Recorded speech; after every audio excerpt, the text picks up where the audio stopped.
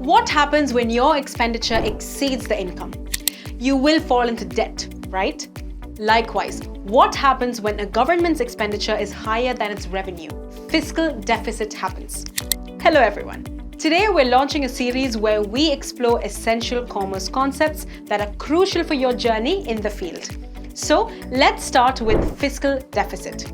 First, let's define what a fiscal deficit is. As I've already mentioned, a fiscal deficit occurs when a government's total expenditures exceed its total revenue, excluding money that has been borrowed. Simply put, it is the amount by which a government's spending exceeds its income. When looking into the term, fiscal means financial and deficit means deficiency. This deficit is typically measured over a specific period, usually a fiscal year. A fiscal year means a financial year. Now, let's have a look at why a fiscal deficit happens. There are several reasons why a government can have a fiscal deficit. One major reason is increased public spending.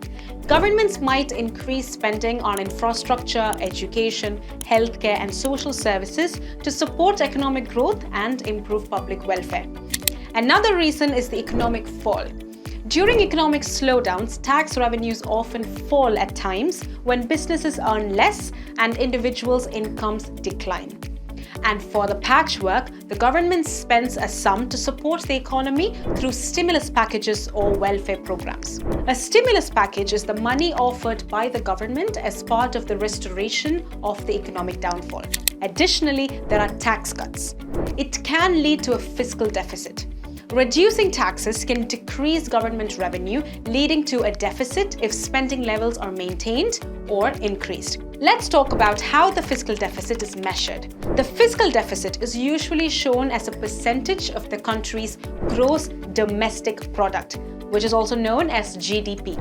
For example, a 3% fiscal deficit in GDP means that the government is spending 3% more than the total revenue of the country, excluding the money borrowed. There are many implications for a fiscal deficit, and understanding them is crucial.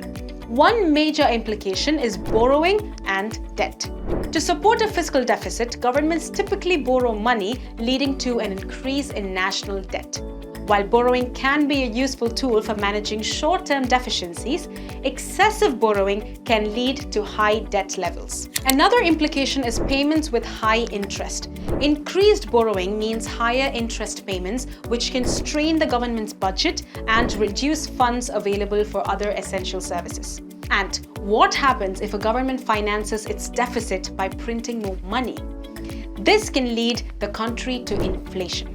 More money in circulation without an increase in goods and services can drive prices up.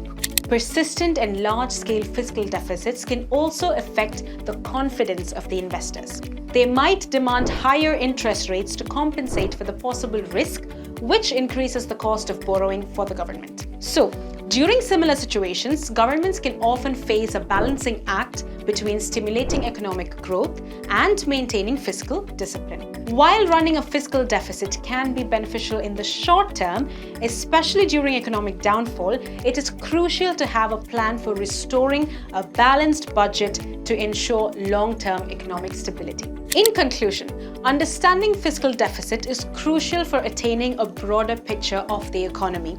They are one of the key indicators of a country's financial health and economic policies. I hope the concept is clear to you. If you have any further queries, please feel free to ask in the comment section. We'll be back with another important concept that you will be eager to know about in the next video. Thank you so much for watching and have a great day.